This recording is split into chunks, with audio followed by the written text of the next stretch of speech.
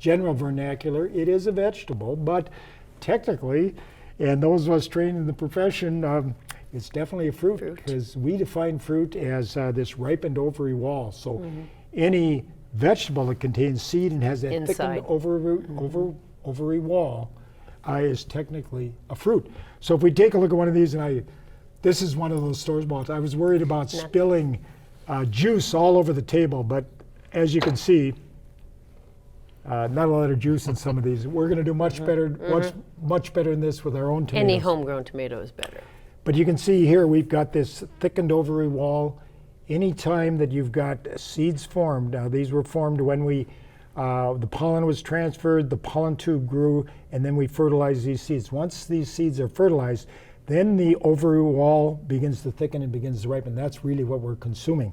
So this is a fruit, just as in the case of cucumbers, fruit or vegetable, Deb? Fruit. Absolutely fruit, because you got that thickened ovary wall. So botanically, definitely is a fruit, and a favorite fruit for all of our northern gardeners as well as southern gardeners, just about everybody.